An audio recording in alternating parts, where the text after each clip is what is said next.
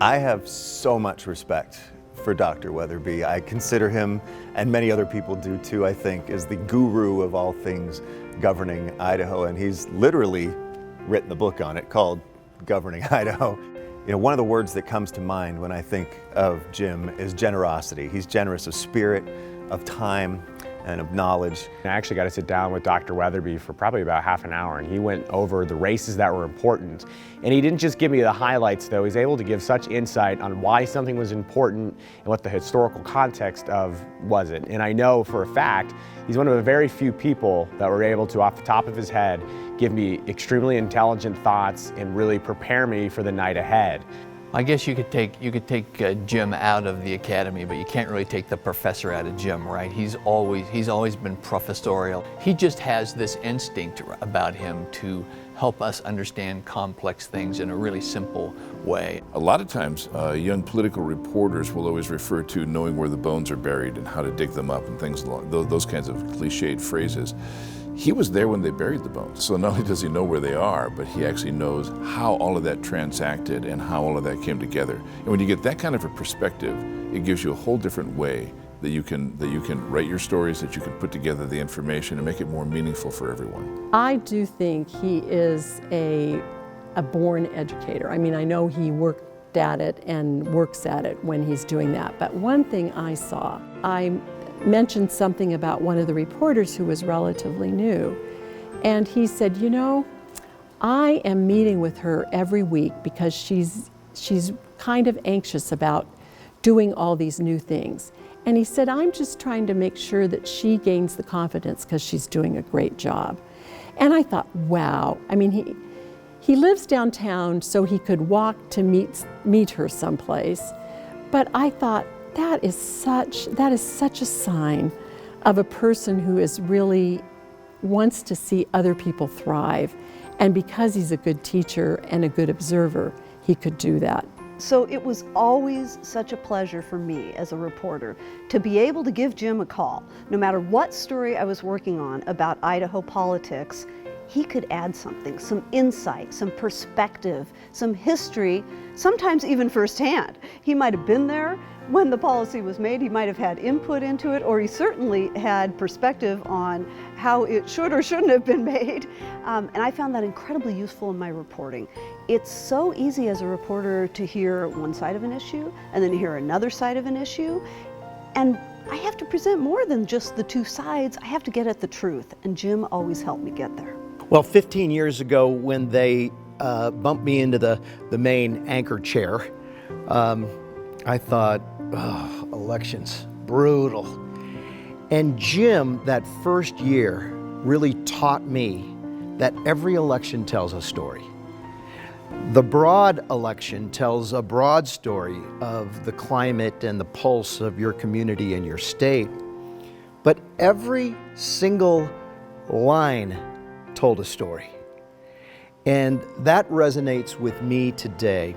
And when I sit in these election meetings, I try to channel my inner Jim Weatherby. First and foremost, he's an educator. So even when he was speaking and answering questions, I think he always looked at it like he has a golden opportunity to educate all of us in how politics works, how it comes together, because it's a very complicated formula, and each politician approaches it differently, and each person who tries to understand it tries to take it from their perspective. He was always educating all of us all the time in how to really get the most out of what was happening and how to be the most effective when working with, dealing with, or even understanding the politicians who were elected.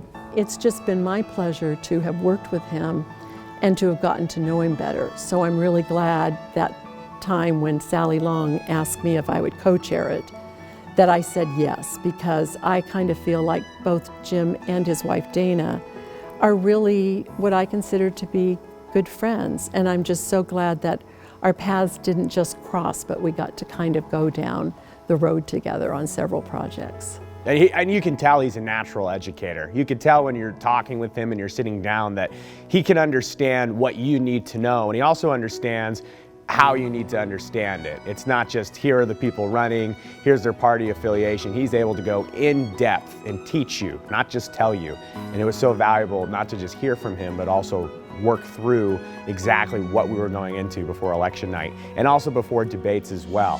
He had really intelligent questions that I would never have thought of myself, and truth be told, I got to borrow some of his questions that was really helpful too. As an editor at the Idaho Statesman, I had my reporters looking for expert sources, and Jim Weatherby was the gold standard for expert sources. But there came a time when we were using Jim Weatherby so much that I actually had to ask reporters to not talk to Jim. And so we would have these conversations about political stories, and we'd say, you know, we need a Weatherby type. You know, we need a Weatherby type person. Let's go find one, but let's not talk to Jim, because we'd talk to Jim so often that we actually had to try to avoid using Jim for a while. Dr. Weatherby brought so much to us here at Channel 7 because he brought perspective and institutional knowledge. Now that's kind of a cold sounding combo, institutional knowledge and perspective, but wow, does that add a richness to the tapestry that we try to create every political season when we're covering elections and that kind of thing. And I love the contribution that he has always given to us. My last debate here at KTVB, who did I call? I called Dr. Weatherby, again, for institutional knowledge, perspective. And those were those values that, that take years to hone. I mean, he has so many years of following politics here, knowing politicians here, you know, managing the debates that he managed that were certainly instrumental in our political life here in Idaho. Jim is a teacher, and not a preacher.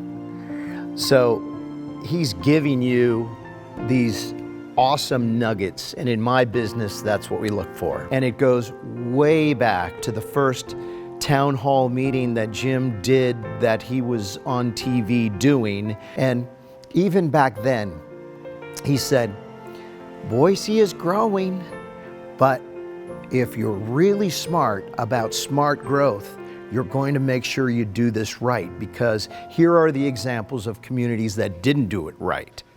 And so he was teaching back then. Even then he was teaching, and not in a classroom. So like I say, Jim was a teacher, not a preacher, and when he spoke, you better listen.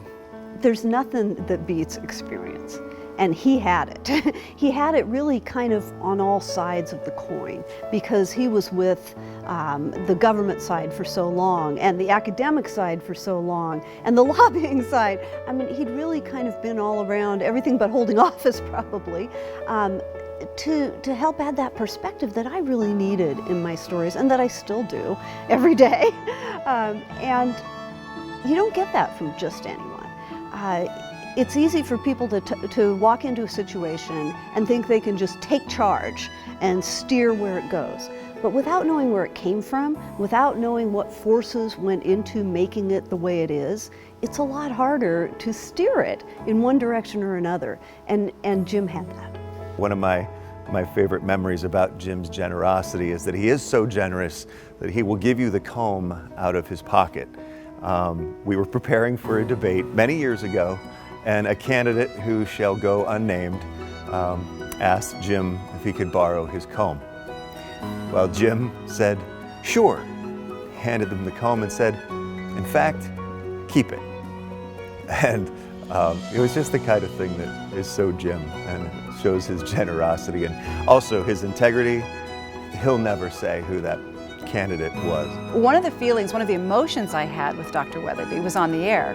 Whenever he was on the air with me, I always felt very comfortable and confident, because I knew I couldn't throw anything at him that he wouldn't not only just answer, but answer with some depth, some understanding that brought just a wonderful addition to our team here.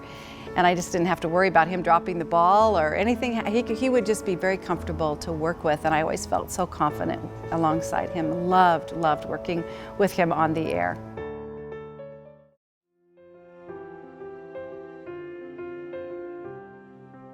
This would be more for you and I to understand some of the late nights when the results were coming in, and I was giving you some of the breakdown of different areas of Idaho and how some of the breakdown in the voting had gone and what it would mean. And the conversations, the brief conversations we were able to have in the middle of election coverage, those were some of the best conversations that I'll always remember having with you as we just simply looked at numbers and how things were breaking down. Dr. Weatherby, congratulations on receiving this incredible honor. You so richly deserve it for all of your years of service and dedication to the state of Idaho, really to the people of Idaho, and explaining the way our government and politics work here, and to helping people like me understand it as well. I appreciate you. I'm so happy that so many others appreciate you as well. Again, congratulations, you deserve it. You're the best. Jim, I'm just so glad that our paths not only crossed, but that we kind of got to go down the road together working on some important forums for City Club. And it was just my good fortune to get to work with you in the way that we got to work as co-chairs of a committee. Jim, I hope that I can follow in your footsteps as far as informing people. I know I do it in a little bit different way as a reporter rather than as an educator, but if I can take a piece of what you were able to bring to the table and get it into my stories, I'll feel like I'm carrying on your legacy of education and furthering the state of Idaho. Thank you so much for everything that you've done. Jim, I just heard from the Green Bay Packers, and they want to know, as a stockholder, if you approve of their season so far this year. The Mariners also called and said they know how you feel about them right now, and that frustration level, they feel it too. Jim, you're a mentor. You're someone that I've always looked up to, and am always proud to say that you're my friend, and I'm happy for what you are getting today, and so deserved. And I just want to say thanks for all of the times that we spent together, and I'm channeling my Jim Weatherby on every election night, I promise you. Dr. Weatherby, thank you so much for everything you've done for reporters and anchors like myself over the years. Your intelligence and your knowledge of Idaho politics is all-encompassing, and the ability that you have to share that knowledge is so valuable for our community. So thank you so much for spending time and really helping reporters like myself understand the history of Idaho politics. Congratulations, Jim, on this well-deserved honor. And I must say that of all the Jim Weatherby type sources that I have urged reporters to seek out, you are the best Jim Weatherby source that we've ever talked to. Dr. Weatherby, I would like to say thank you, but I always find it hard to say thank you adequately to someone like you who has given so much of himself to us and done it without expecting anything in return. I appreciate you, and I have so valued the education that you've provided to me personally and to our team at KTVB. You've just been an invaluable part of what we've been able to do here as we've covered elections, candidates, and political topics in Idaho. Thank you for that. But beyond that, thank you for being such a kind, wonderful person, and for really enriching all of us with just your spirit of gentleness. And I want you to just know how much we appreciate you. So I hope somehow this thank you will go straight to your heart. Thank you, Jim.